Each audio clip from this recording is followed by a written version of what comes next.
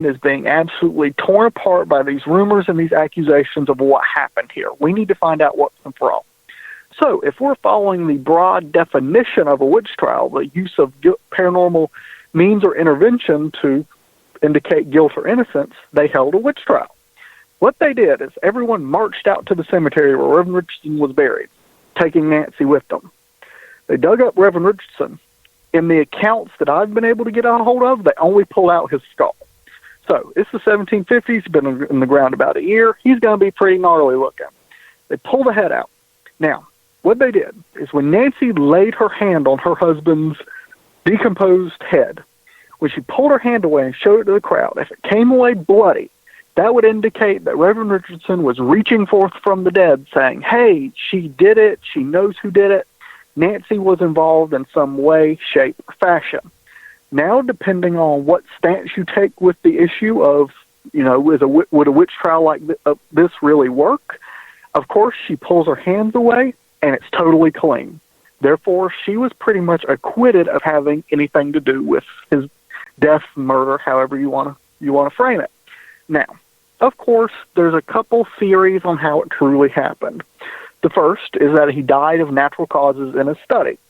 I throw that out instantly because he was found with a bridle around his neck where, there's not much room for there.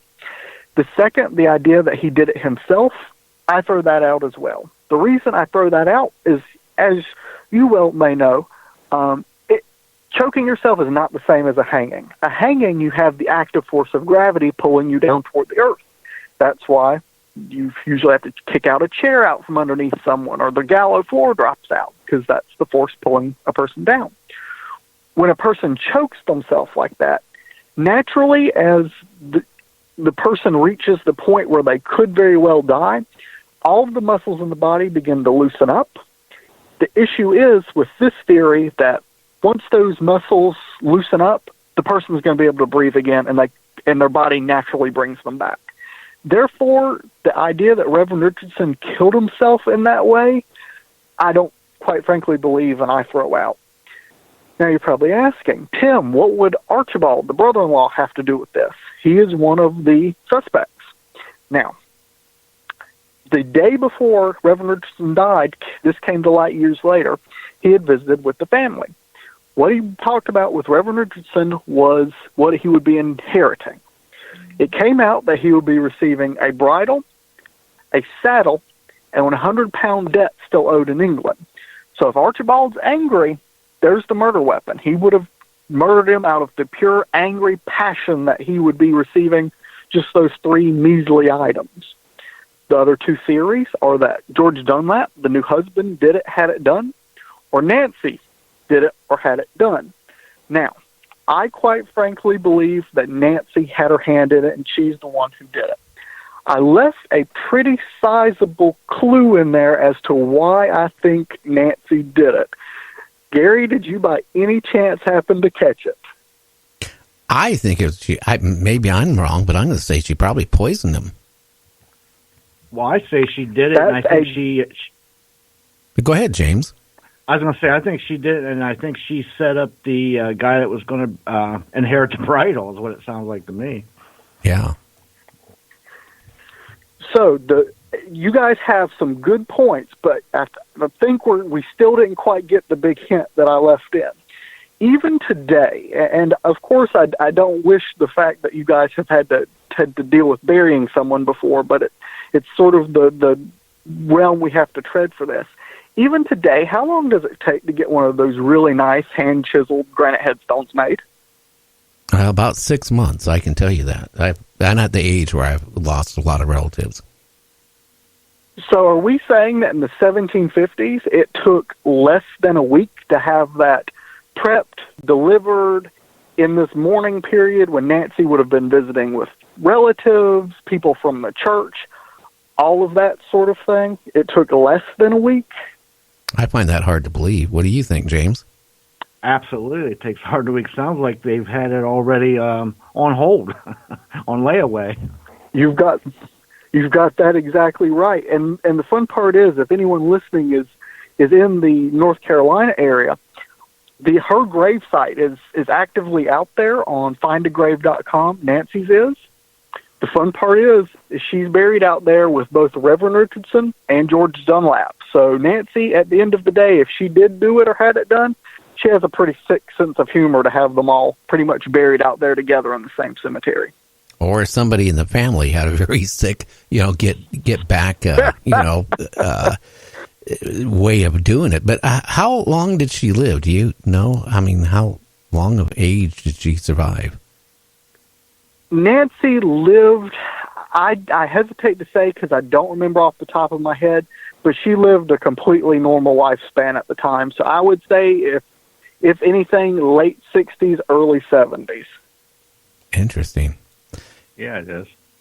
So, So we go on this tour. How long does the tour last? It's an hour long. Now, a lot of people say, Tim, that's fairly short for a ghost tour.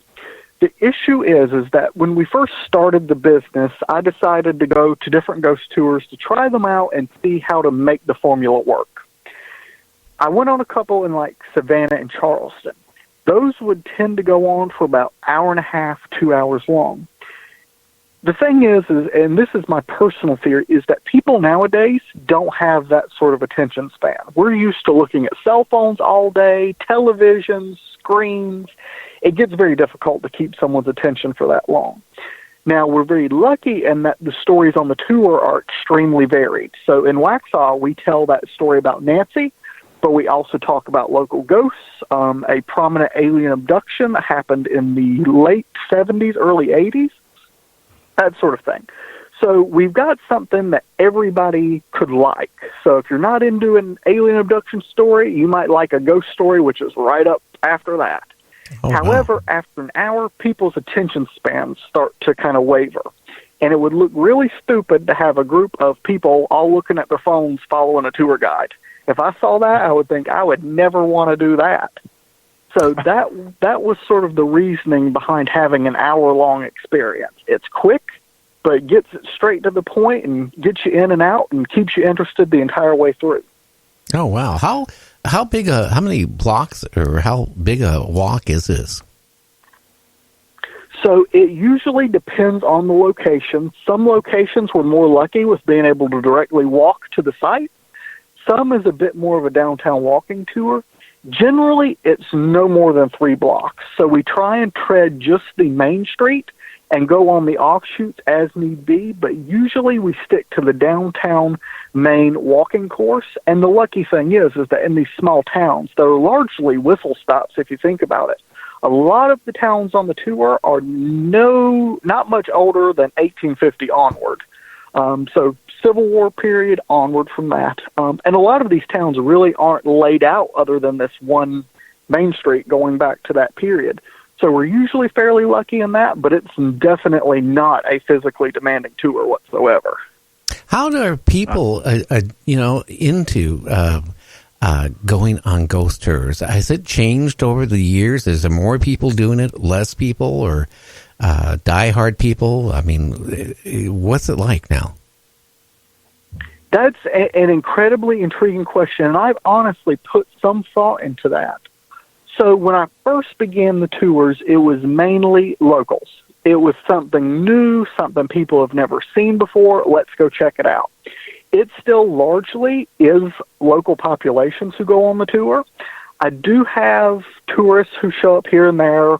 It gets weirdly popular around Christmas. We are a year-round operation, so of course, any holiday where people are coming in from out of town, it's that great thing to get them out of your house for an hour. Hey, go check this out. And then I think people get a little spooked when, you're visiting a place and you learn, oh, there's all this crazy stuff happening. Ooh, this is a bit spooky. In the last 2 years, I've owned the company for about 3 years now. Last year, there was a drop-off. I don't know what the correlation was. I quite frankly think that human beings, and this is just me being extremely honest, if the Roman Colosseum was still a thing, we would have people going to it. People are naturally drawn to sort of what weirds them out and scares them. And what weirds out and scares most people nowadays is the idea that I'm not going to live forever, and the idea that there's something out there that we can't quite frankly put our hands on and go, this for sure exists. People love hearing grisly stories. It's the same reason that all of these crime shows exist, all that sort of thing. I was listening to an interview with the filmmaker John Waters not too long ago, so I'm not vouching that this fact is entirely correct. I got it through hearing him say it, but I believe it's probably true, that the largest demographic for true crime novels is actually old ladies, which is surprising because John Waters was laughing going, this is the sort of thing they're reading to go to bed at night. But it's entirely true. People love hearing these sort of true stories. You think I think I've had a bad day? Listen to this. Oh, yeah. And it's just sort of that attraction of, listen to this. This is bizarre. People really love the bizarre. And the funny part is that I will get people who go on the tour who you would never expect to see on a ghost tour. I've had grandparents with their grandkids, all sorts of different people. Walks from every different walk of life, and it's always extremely interesting to see. And the general reaction is, I would never believe that this stuff happened where I live. I think when we tend to move somewhere or we're born somewhere, we look at it with not rose-tinted glasses, because that's more of a nostalgia thing, more of like a boredom shade of glasses in that, nothing ever happened here. The worst thing that happened this week is a kid stole a candy bar. I mean, really? But if you look back through time, yes, grisly things have happened even in what you consider to be your backyard. And I think people are inherently interested in that. Oh, people are funny. You know what? If you ever saw a major car accident where there's blood and guts on the road, how many people have to stop? How many people on the sidewalk stop and have to gawk at it? It's something that is inbred with them, with us, that people are drawn to anything scary, anything gory. It's just that way. Now, James, we're going to be going on a break here in 2 minutes. Do you have a question for him? Yeah, I got to ask you, Tim, on all your tours you've done over 3 years, you've surely have seen a ghost or two, haven't you?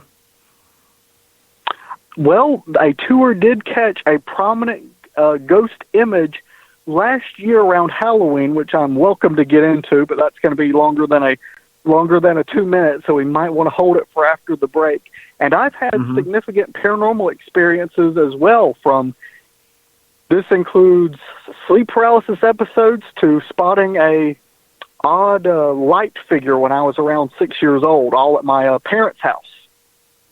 Interesting. Have you ever had something follow you home from one of these tours? I have not. So I have been extremely lucky in that, and we always warn people on the tours to not mess with the sites when we walk there. So don't, take something away thinking, hey, this is going to be cool for me to take home, a piece of this brick from this building. We warn people to not do it. That's good advice, too. Now, on these tours, are you basically just on the sidewalks? You're not going into the buildings, correct? Or do you? Correct. So we don't enter any buildings. We stay mainly on the sidewalks. We have been welcomed into some locations, but to keep it at an hour and get in like 10 to 15 stories, we unfortunately, time-wise, just cannot make it inside locations. However, people have claimed to get good photographs from outside of these haunted locations. I've had a number of photographs sent my way that haven't made it to the website per se, because I haven't found them quite verifiable enough for my taste to widely advertise, but they're personally looking at them from a personal angle, fairly convincing, I would say. Have you ever had somebody return something to you or to the place because they, like you said, they took it and maybe brought home an attachment with it and said, hey, what did I bring home? Take this back. So I luckily have not had that happen. I always make sure myself and our tour guides say that, hey, we're not, paranormal investigators, nor will we be able to get rid of something haunted if you take it home with you, so don't do it. I do have a fair number of occasions in my list where people have come to me and said, Tim, I have something weird going on. What do you think it is? One of the top ones was Okay, guys, we need to go on break for the radio stations. We're going to be back in 2.5 minutes. Tim, don't hang up. I'm just going to put you on hold till we